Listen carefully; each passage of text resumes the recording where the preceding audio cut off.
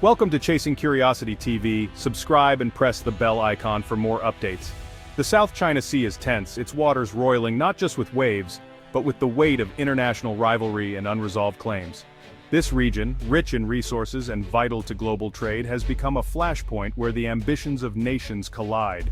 At the very heart of this maritime drama stands the BRP Sierra Madre, a rusting Philippine warship, deliberately grounded on the second Thomas Shoal decades ago. What was once a simple naval vessel is now a symbol of resistance, a frontline outpost manned by a handful of Marines, holding their ground on a battered hull surrounded by contested waters. Recently, a Philippine supply boat braved these dangerous waters, carrying food, water, and hope to the Marines aboard the Sierra Madre. But their mission was violently interrupted, blocked and blasted by powerful water cannons from the Chinese Coast Guard in a dramatic escalation that played out before the world's cameras. This is no isolated event. It's the latest in a long and growing series of confrontations. Each encounter adds another layer of tension as rival ships shadow, block, and challenge each other in these disputed seas. Yet the Filipino crew pressed on, undeterred by the danger.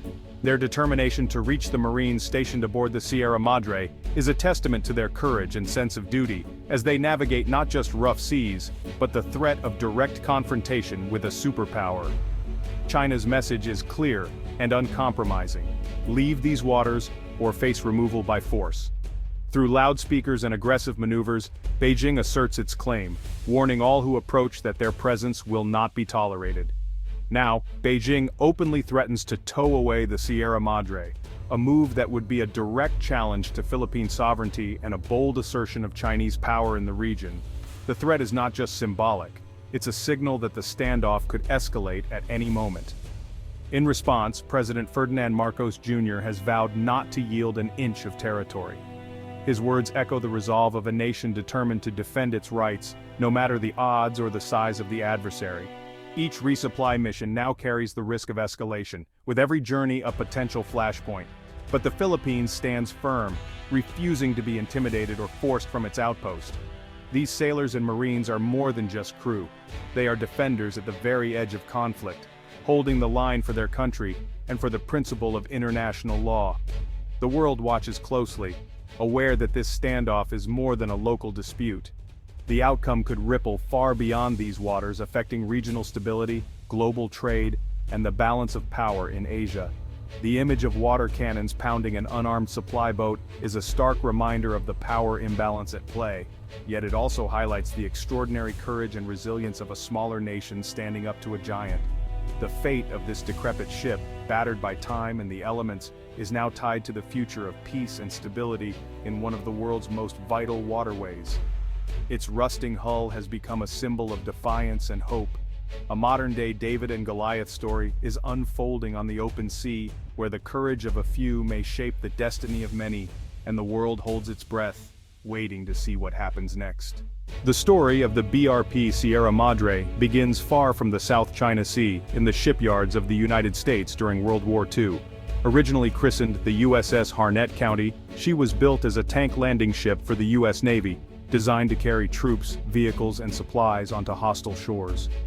During the war, she played her part in the vast Pacific theater, a silent witness to the tides of conflict that shaped the modern world. After World War II, the ship's journey was far from over. She was recommissioned and sent to serve in the Vietnam War, where she supported riverine operations and provided a floating base for American and South Vietnamese forces. In 1976, after decades of service, the aging vessel was transferred to the Philippine Navy, beginning a new chapter under a new flag. In 1999, the South China Sea became a flashpoint. After China seized nearby Mischief Reef, the Philippines made a strategic decision. They deliberately grounded the BRP Sierra Madre on the remote second Thomas Shoal, transforming the old warship into a stationary outpost. This act was not just about geography, it was a statement of intent. The move was bold and unprecedented, a physical marker of Philippine territory in contested waters. By planting their flag on the Sierra Madre, the Philippines sent a clear message to the world. This reef, and the waters around it, are ours to defend. Since then, the Sierra Madre has become a permanent outpost, manned by a small detachment of Philippine Marines. These men endure isolation, cramped quarters, and the constant threat of confrontation. Their daily lives are marked by hardship, but also by a deep sense of duty and patriotism. For over 25 years the ship has withstood relentless sun, corrosive salt, and violent storms. Its hull is riddled with holes, its decks are collapsing, and the entire structure groans under the weight of time and the elements. Yet despite its battered condition, the Sierra Madre endures. Against all odds, it remains an active-duty vessel, a living symbol of Philippine sovereignty and resolve. The flag that flies above its rusted decks is a daily reminder of the nation's claim and the sacrifices made to uphold it. The Marines' lonely vigil is a testament to national resolve. Day and night they stand watch, their eyes scanning the horizon for signs of encroachment. Their presence is both a deterrent and a declaration. The Philippines will not yield. The ship's slow decay mirrors the region's growing instability. As tensions rise and rival claims intensify, the Sierra Madre stands as a stark reminder of the fragile peace and the ever-present risk of conflict in these waters. What began as a warship has become something more, a battered but unyielding claim in a high-stakes geopolitical drama. The Sierra Madre is now both a relic of history and a front line in the struggle for control of the South China Sea. The Sierra Madre's story is one of endurance, of both steel and spirit. Every patch welded, every flag raised, and every watch kept is an act of defiance and hope, a promise that the Philippines will continue to stand its ground. Its presence at dawn, with the Philippine flag fluttering in the breeze, is a daily reminder of the nation's determination to defend its maritime rights, no matter the odds, no matter the cost. The Sierra Madre is more than a wreck. It's a symbol of Philippine sovereignty and a legal anchor in the West Philippine Sea. Its presence asserts ownership. Removing it would be a political and moral defeat. The ship sits within the Philippines' exclusive economic zone, guarding vital resources like fish, oil, and gas. For China, it's a stubborn obstacle to regional dominance and a challenge to its sweeping claims. Beijing wants it gone to clear the way for its own ambitions. The standoff is a test of international law versus brute force. For Manila, holding the ship is about identity and future security. For Beijing, removing it is about power. That's why this rusting vessel is now a global flashpoint. China's approach is gray zone warfare, aggressive but just short of open conflict. Instead of warships, China uses its coast guard and maritime militia to blockade, harass, and intimidate. Water cannons, dangerous maneuvers, and swarming fishing boats make every Philippine resupply mission a gamble. The goal exhausts the Philippines into abandoning the Sierra Madre without firing a shot. China hopes the ship will eventually collapse, solving the problem without direct confrontation.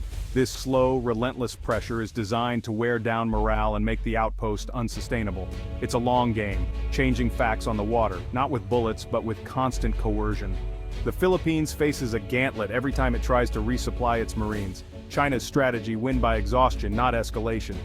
The Philippines' claim to the disputed waters is firmly grounded in international law. Specifically, the United Nations Convention on the Law of the Sea, commonly known as UNCLOS, which is a comprehensive framework governing maritime rights and responsibilities. Second, Thomas Shoal, a strategic and resource-rich area, is well within the Philippines' exclusive economic zone, or EEZ, a fact that was unequivocally confirmed by a landmark 2016 International Tribunal ruling, which reinforced the Philippines' maritime entitlements. China's sweeping 9-line claim, which covers most of the South China Sea, was rejected by this tribunal, yet Beijing continues to dismiss and ignore the verdict, maintaining its assertive presence in the region. The Sierra Madre, an aging but symbolic commissioned warship, enjoys sovereign immunity under international law. Any attempt to seize or tow it would constitute a blatant violation of international law, akin to an act of aggression. Such an act would be comparable to storming a foreign embassy, a direct assault on a nation's sovereignty, and a serious breach of diplomatic norms. The ongoing standoff is about much more than just a reef. It's fundamentally about upholding the rules and principles that govern the world's oceans, ensuring peace and stability.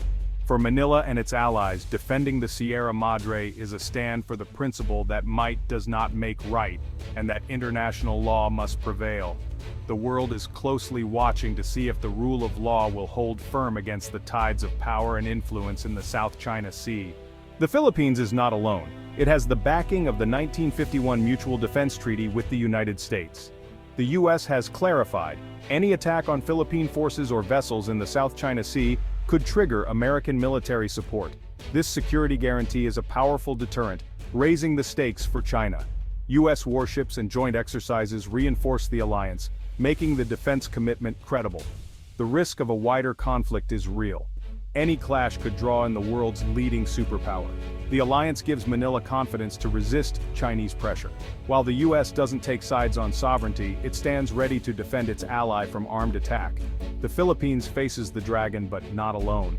Towing the Sierra Madre isn't just risky, it's nearly impossible. The ship is so corroded that any attempt to move it could break it apart, causing an environmental disaster. Salvage would require a massive, complex operation in open seas, under global scrutiny. But the real obstacle is the Marines aboard. They won't surrender their post.